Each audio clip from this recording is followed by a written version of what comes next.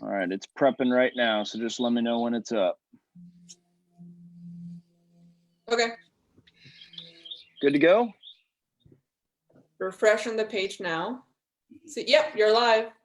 Wonderful.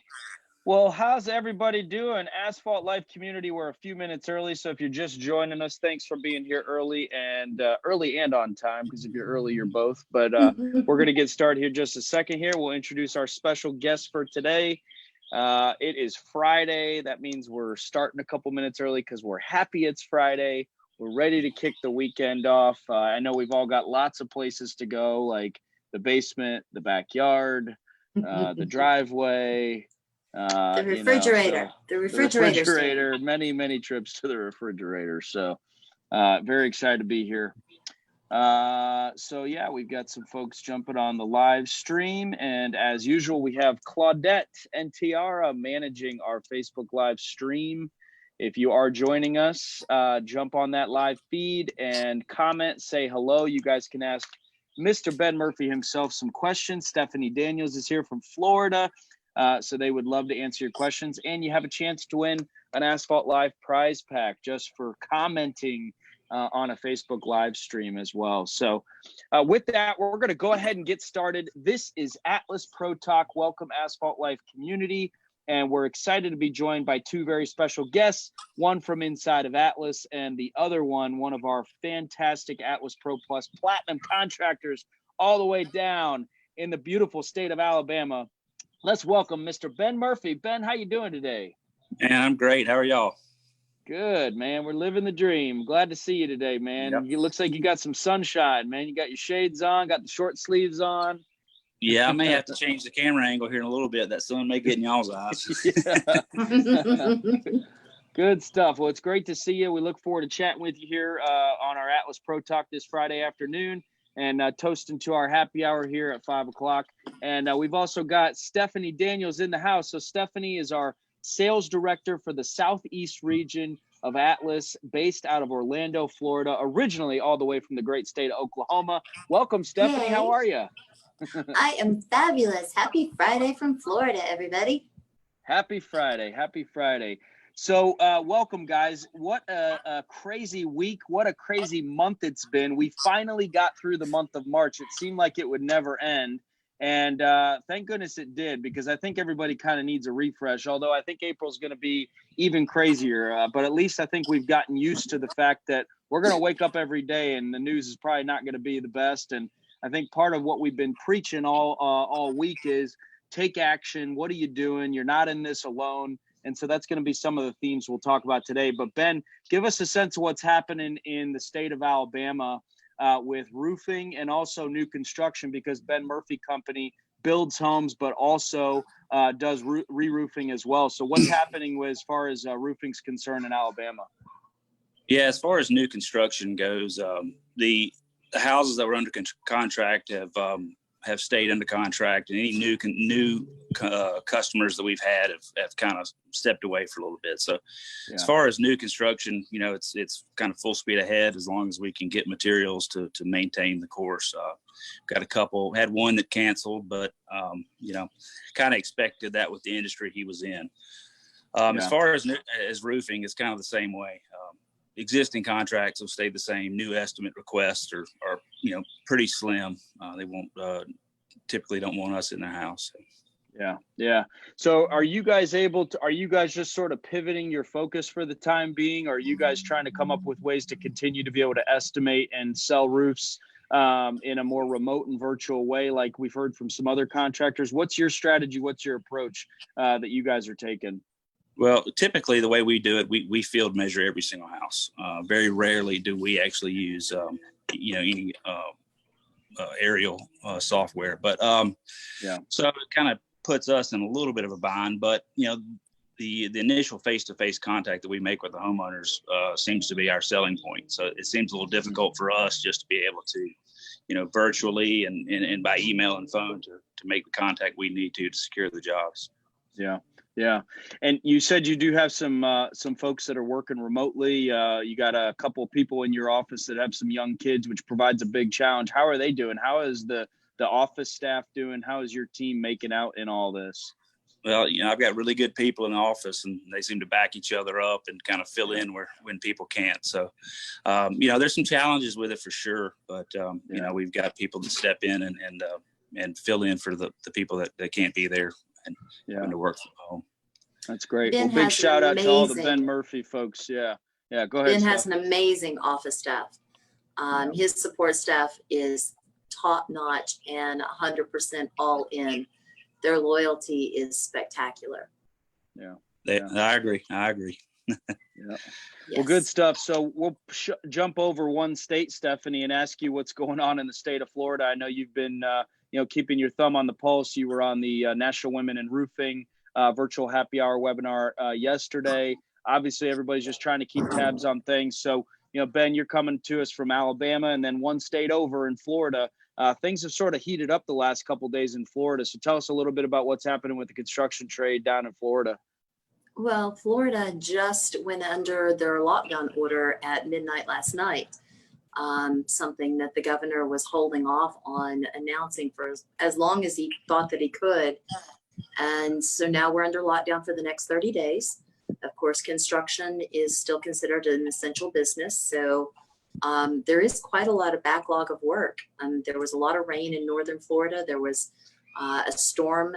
There were some tornadoes and some high winds that blew across northern Florida over the weekend and early this week. So the guys have been busy, and that's a really, really good thing. Same concerns that Ben has. How are you going to do in-home selling? How are you going to do takeoffs? I mean, yes, we can do aerial takeoffs. Yes, we can do touchless selling, but it's kind of hard to get somebody to want to drop $15,000 or $20,000 without ever meeting you. Yeah. And that's a tough gig. Yeah. So trying to figure out how to be personal, that's a lot of the contractors are really involved in that. And then of course the other part of that is trying to figure out the legalities of the SBA loans that are available to them, the grants that are available, the taxes. I learned a lot on another webinar this morning about how the tax structure is going to work for having to pay employees who are not actually working right now and things like that. So there's just a lot that everybody needs to learn about what's going on. Yeah.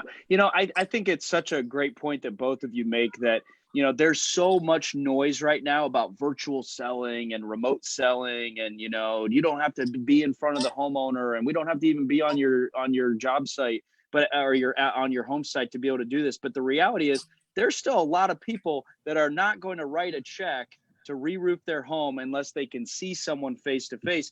And the reality of that is it's going to cause, a lot of businesses, Ben, like yours, that are going to probably have a little bit of a slowdown here, a real slowdown because of that. And I think that that's something that, part of the reason probably why this SBA loan is going to be so important. So, Ben, I want to pivot back to you. Have you guys done any research on that? Have you just sort of started to think about it, or are you guys taking that seriously? What's your opinion? What have you looked into on those SBA loans that other contractors maybe may also be thinking about? Yep. So we fully applied for the 7A, which is we are already submitted. We are our bank is basically just waiting to find out how to process. I know about 9:30 last night, after we had everything filled out once, they decided to have a new application. So we had to go back through and fill out a new application this morning. But as far as the banks don't know what to do. They don't. I mean, they have all these people flooding them, and they don't know how to access the money. The banks aren't going to write these until the federal government has some sort of system in place to get the funds to the banks and that guarantee. So that's we're still sitting here on pins and needles. We get our application in as early as we can and just sit and wait now. Doing the best we can with it. So it's good to hear you're ahead of the game on that. Yeah, right? I think that's the key. Yeah. And I think if you're watching this and you've been wondering, I'm not really sure what to think of all this, I think the key is get it going now. Start pulling that information together. Start recording your losses, as we heard from Justin with Ready Roofing. You're using is it a local bank you're using or a national chain? Just curious. It's a local bank. It's one we got a good relationship with. So we're just. They kind of throw their hands up and say, we're just waiting on the government. So absolutely. Imagine that, right? I saw a report today that there's so many government employees furloughed that this big $2.2 trillion stimulus package comes out, and then they don't have the staff to sort of administrate the whole thing. So, Right. go figure, right? Yes. Imagine that, Save that right? for a separate conversation on the dark web. So, Yeah. No doubt. Right. yeah. Exactly. But well, yeah, Ben, you also own some other businesses as well, or you're part ownership in some other businesses with some business partners, particularly a restaurant. So I'm going to actually share my screen and give your restaurant a shout out, which I know, unfortunately, right now you told us that your restaurant is closed. So actually, hey, we're going to actually start by showing a picture of you with a fish. All We'll get to right. that in a minute. Yay. But Yeah. King Neptune Seafood Restaurant, right? This is you guys, right? Yeah, that's it. Yes, sir. Awesome. So tell us a little bit about being in the restaurant business right now and how challenging that is. Obviously, you guys are closed down. What's the prognosis on what you're expecting with that, and your employees? What's happening there? Well, it's a completely different deal being closed down. Everybody kind of had to be laid off at this point. So, Right.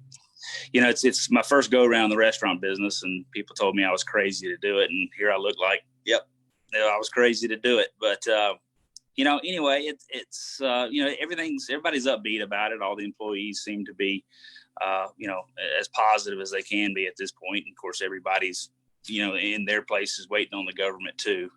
Yeah. We've got our applications in on the restaurant as well. And, yeah. Just, the things with the restaurants you got to look at is, we've got food costs, non-consumed food costs. You got food sitting there that's spoiled and had to throw it away.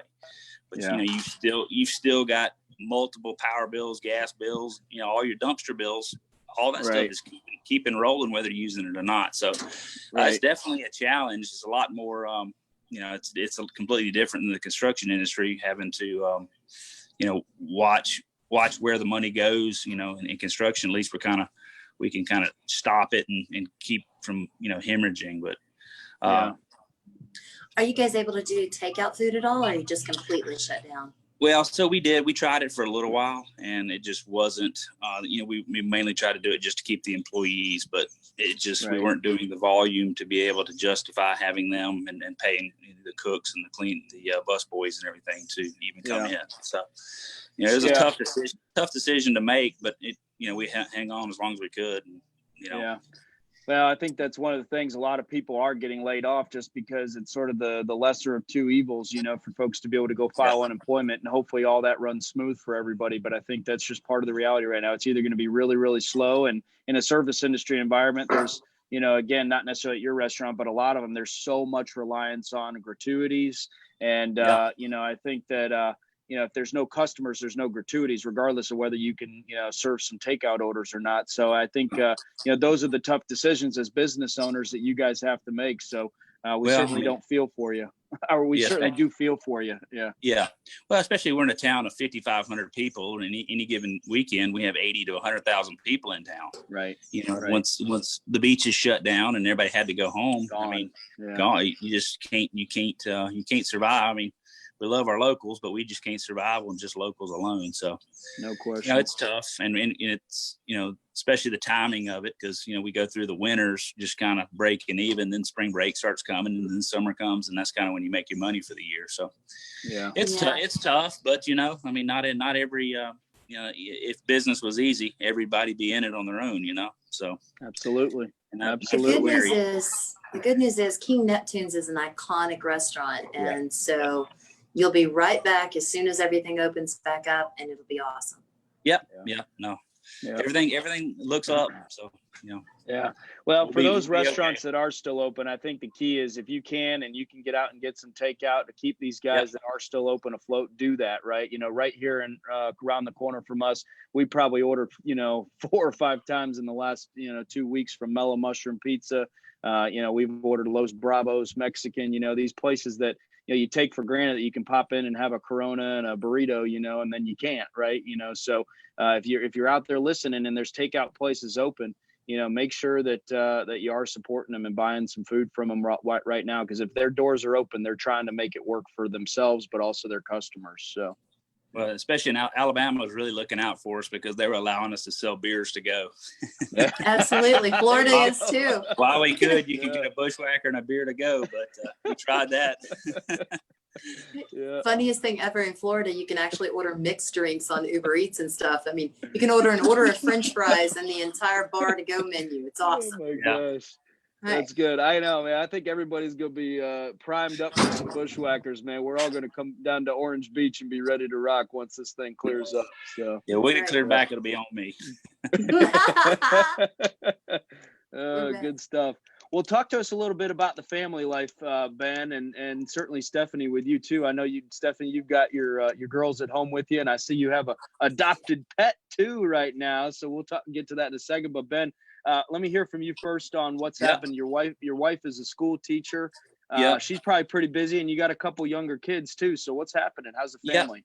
So where we live is very unique. We're right on the Alabama-Florida line. So my wife actually does teach school in Pensacola, Florida. So she lives by Alabama rules, but has to follow Florida rules for work. So it's a little confusing for her. So she actually had to go back to work Monday through Wednesday of this week to get set up for the virtual learning and get all their students their computer systems and all that, lined up. So now she's working remotely, and she's kind of realizing that, it's a little bit more difficult because they have access to her 24/7 via email and Zoom and everything. So she's it's an adjustment for sure, but she'll get through it. She's a champ with it. So that's great. Hey Ben, while we're talking about that subject, one of my new pet causes is I didn't realize that apparently half of the kids that went home to do virtual school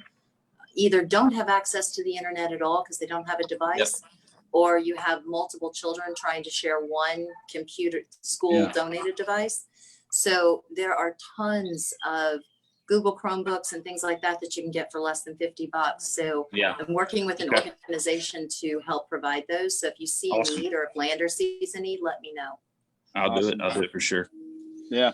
And Stephanie, why don't you send those links over to Claudette and Tiara too, and we'll post those in the comments as well. I've seen so much amazing outreach and philanthropy in our industry. Guys that are giving out, $1,200 every day, the equivalent of the checks that are going to go out, people that are delivering food. There's a guy named Armando with Foothills Roofing out in Colorado that put together a van, and he's delivering food to the elderly. I mean, I'm blown away by our industry and by just people's compassion in general, to just go out and really give as much as they can during these times. So amazing stuff. So if there's ways that we can give back, I think it's hugely important. So, and Stephanie, you're giving back in a very specific way that's close to your heart right now. I saw you are pet sitting. I don't know the right term. It's not adopting. It's fostering, right? I am fostering Boogie in a hoodie.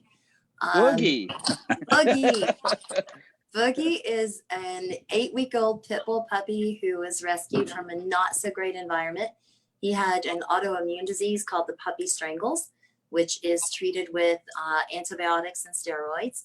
I've had him for a week and a half, and he's getting much better. He is the most amazing puppy. He loves to snuggle. He loves to give kisses. He loves snacks.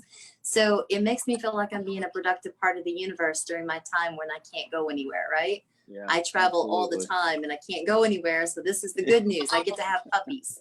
That's right. That's right. Well, that's good. I was very impressed and excited to see that you were saying, hey, I got to work from home, so I'm going to put this home time to good use. So that's awesome. That's right. Good for you. So, Ben, I really wanted to get to talking about fishing with you because I think that, I've got my blue Ben Murphy fishing shirt up in my drawer. I got my Ben Murphy fishing hat in my office. And you guys have like a legit fishing team. You guys take it seriously. Your family gets out and fishes. You've been down to Costa Rica a bunch. I know you're a big fisherman. What's been happening? When was the last time you were able to get out fishing, generally speaking, right out there in the Gulf? And talk to us about some of the coolest experiences you've had. Well, last time I was fishing was probably Wednesday evening, about 9:00. My son turned 14 February 28th, so he got his boater's license where he can go by himself. Right. And so kind of one of those things is he wanted to take dad fishing, and so he's kind of running the boat, and he he's out at daylight every morning running crab traps. Wow. Anyway, you know, there's a kind of a deal in Orange Beach now where they're talking about everybody getting on the boats and kind of congregating. So it's kind of a negative deal to really get out in your boats during the day, because they're saying this whole social distancing thing, you know, people are getting too close on boats and that sort of thing. So it's kind of one of those situations that we're, you know, just trying to avoid that altogether, with at least with the offshore fishing. You know, we went about, I guess it was probably 2 weeks ago, kind of right when this thing got started, and went out trigger fishing and had a great day. Went out with some buddies, and we limited out and had a great day. So what I've had to do is here in Castleberry, my little farm behind me, we've got a 12-acre pond. So it's bass and bluegill fishing now. So Nice. so Absolutely. it'll pass the time. Yeah. Well, hey, pretty you know, good just too. feeling the tug at the end of the line, you know, regardless of what it is, That's sometimes right. that's all you need, man. So Yeah. my son and I were out bass fishing on a lake that we could walk to from our house too. So it sometimes that's all you need is just to wet a line. But there's also a lot of excitement once we get out, get a chance to get back out and do some real fishing. I'll show a picture of you here with a beautiful sail. I'm assuming this is down in Costa Rica with you and your kids and your wife. Yep, that's my daughter, Mary Rebecca, my son, Harris, and my wife, Lander, kind of behind the guide's shoulder there. So that was my daughter's, that was her very first sailfish that she caught. Oh, so, wow. Beautiful. Yeah, that's Good incredible. For her. Yeah. I caught my first and only sailfish down in Costa Rica too, out of Zancudo Lodge over on the Pacific side. So it's a pretty special place. Anybody that ever gets a chance to go down there and fish, and Costa Rica is amazing because they take the conservation side very, very seriously. So that folks that want to go down and fish for sails, you know, they're going to be there for years to come because again, they take that real seriously. So. Yeah, well, the guy in the green shirt there, his name's Jorge. I talked to him on Sunday. And he said that, you know, they're sitting at home, nobody's coming to fish. So he said they're, you know, because they solely depend on you know, tourism, and said kind of how far reaching this thing is, you know, when we can't travel to do things. So you gotta so keep what's a lot on of your what's on your fishing bucket list, Ben? Like, what are those fish, that great white buffalo that's out there that you're going to go get someday? Yeah. I cannot imagine you've crossed them all off. No. I mean, when I have a top 10 that I keep, and then once one of them gets knocked off, there's another one that seems to always slip its way into number 10. So, I have actually never caught a big blue marlin. That's pretty big on there. And then a bluefin tuna, which you and I were talking about earlier. Yeah. And then we kind of get into some of the crazy exotics, like an opa, which is it's off kind of the coast of Maryland. It's real popular. There's some, you know, there's a queen trigger, which is kind of a rare fish, and really not sure they even try to catch them too much anywhere else. But any of the marlin species, the black marlins, the white marlins, they're all on there. So not too many freshwater fish. I grew up freshwater fishing, and then kind of got to the Gulf and got that bug, and it kind of stuck with me a little bit. So hard to compare most freshwater fish to the thrill of some of the species down in saltwater, especially in the Gulf of Mexico. Well, there's some fish on the list that I've caught before, but not the size I want to catch. I mean, I haven't got a big wahoo. I've caught a couple of wahoo, but I haven't got that big whopper wahoo. Absolutely. Yet. Oh yeah. Stan, probably prettiest fish in the water. Yeah. I think this is just begging for like an amazing platinum diamond fishing adventure. I agree. That would be good. I don't think we'd have to twist many arms to get that going. So I'm just thinking. I'm going through my list in my head of, you know, my Dan Warstells. He lives in Virginia, so he can get you on that Maryland fish. Yeah. Some of my master fisher people, and I think this is maybe something we should go down with later this year.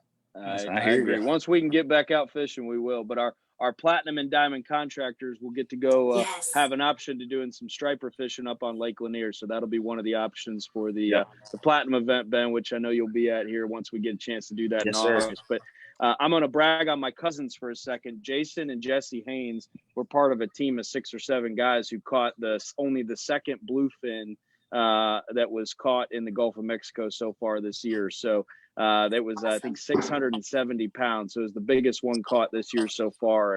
And it's just hard to even imagine looking at the pictures. They're laying next to this thing. It's like 4.5 hours. So shout out to those guys. I'll post the link to the pictures here in the feed afterwards. So way to go, cousin Jesse. Yeah. Absolutely. Those guys are animals. So. Hey, can I get his number? That's a bucket. Yeah, right. Hey, they're always looking to connect with people that love to fish. They live down in Destin, so you will get a phone call. Yeah. Oh man. Well, hey, we gotta remember all these things we love to do. Fortunately for you, you're right down there, so I know you get to at least do a little bit of fishing for sure. And but those of us that are sort of stuck at home, we'll be dreaming about it, and we'll be living vicariously through your pictures. So. Yes, sir. So, just generally speaking, what, Stephanie, what is your outlook here over the next 30 days, and what advice would you give to contractors? We'll pivot back to this a little bit here and then kind of close things out. What advice would you give to folks that are, watching these podcasts, trying to figure out what to do with themselves, trying to figure out what action to take? What are the main takeaways you've got that you would tell folks to keep in mind to keep their attitudes and their businesses high? So I think from a business generation sense, digital door knocking, a lot of Facebook, targeting, retargeting, accessing potential customers in that way. If people need a roof, they still need a roof. They just may or may not know how to go about it. And so staying in constant contact in a cost-effective manner, keeping in mind that Facebook is offering small business grants in several different areas, including areas in the Southeast, if you go look it up. So there's funds available to do that at no charge or low charge. So that's one. Two, these guys, you're so good at what you do. You know what you need to do. People still need a roof. Protect your cash flow. Make sure that you're offering financing, and maybe even write in financing to every contract in case there's a default problem when you get to the end of it. People don't know what's going on. So protect yourself and protect your cash flow. Lead gen, cash flow, build the roof, protect your people on the roof. There are guidelines out there for how to do this social distance wise to protect your crews, right? So protect your people, protect your cash flow, and make sure that your pipeline stays as full as possible. And be good to people. Give them the care that they need right now, because they feel uncertain. They have emotional responses to what's going on out there. They have family that's being impacted. Take care of each other. Yeah. Stay connected and take care of each other. I like that, because we're all in this together. Yeah, Ben, what about you, man? What, if you talk to your fellow business owners, fellow contractors out there, and again, it's a lot of this is trying to figure it out, and you're taking a lot of action, obviously. I mean, and just in the few things you've told us, but what would you tell your counterparts out there across the country to, kind of keep themselves going? Well, in the past week, I challenge everybody to look at their phone and look at their screen time. Everybody's on their phone. I mean, my wife's phone's been warning her that she's way over her normal thing, which tells you that people are on Facebook, Instagram, Twitter, wherever. So that online marketing aspect, everybody's there. Now's the time to strike. Whether they buy a roof now, remember you later, they're there. They're on their devices. But the worst part about this is the uncertainty, not knowing where you're going to be tomorrow, what the deal tomorrow is going to be. You can just plan the best you can do and go forward and then do the right thing. So, if you can just keep in front of people, even during this kind of lull, and, they'll tend to remember. Absolutely. Yeah, absolutely. I think that's true. People are going to remember the positive, I think, more than the negative, because I think we're going to look back at this and say, can you believe that happened? This is going to pass. I think that's the reality. I think, it'll pass quicker, hopefully, if people take a lot of this stuff seriously. But I think people are going to look back and say, God, that guy, that did this or told me that or gave me that advice. I think, the people that stopped by the restaurant, I appreciate them being here and, helping me out. So, spread the positive wherever you can, because I think that's going to get us through it. But, we're a great community out there in the construction trades, and our distributors who are working hard too. I've said this on every webinar I can. please remember the essential employees that are out there, right? People in essential businesses. We don't want to talk about this just from a business perspective. It's too black and white. There are a lot of employees behind these essential businesses, and those employees are nurses and doctors. Those employees are police officers and firefighters and people picking up your garbage. And in our industry, these are the people that are working in a warehouse at a distributor in Mobile, delivering that stuff to our job sites, and the people working at a manufacturing facility in Hampton, Georgia, and Ardmore, Oklahoma, and Dangerfield, Texas, Meridian, Mississippi, Franklin, Ohio, that are still going to work and getting on that line and making shingles. So we appreciate you guys very much. And Ben, we appreciate you and the fact that you guys are out still doing what you're doing. And, you know, you guys are our lifeblood. We can't thank you guys enough. So, and your whole team, you make sure that Carly and Rhonda and Amy and everybody knows that we love them and that we're worried about them. And if they need anything, to let us know. Yeah, they're doing great. They're really special people. Great. Yes, they are. Well, we've got an Asphalt Life prize pack winner going to Brian Avery. So Brian Avery is going to get a little Asphalt Life prize pack. And I'm going to give a second away to Mr. Paul Saharsky. So Paul Saharsky's coming to us all the way from Wisconsin. So it's cold. He's very jealous of seeing you with all that sunshine, Ben. So we got two Asphalt Life prize pack winners today. Really appreciate you guys joining us live. We had a great online live audience. And Ben, you know, it's that time, man. It's exactly 4:57, and I think that's close enough to 5 for our little happy hour cheers. Stephanie, your cup disappeared with your. I know, ocean it's the virtual there, background, so. man. It's green screening out. Well, it's happy hour, so all those Asphalt Lifers, we hope you guys are getting ready to enjoy your weekend at home with family. Take advantage of this time you have close with your family, close with your foster puppy, close with your kids and your spouse, and enjoy it, right? Soak it up, because when the grind goes back, when we get expected to actually be out and traveling again, you know, we'll look back at this time fondly. I'm sure of that. So, Ben, thanks for joining us today. Yeah, man, absolutely. We wish you guys all the best. Thank you, man. I appreciate you. Appreciate you. Stephanie, thanks for being here too. We appreciate you being here, and you guys have a great weekend. We'll see you guys next time. Bye, guys.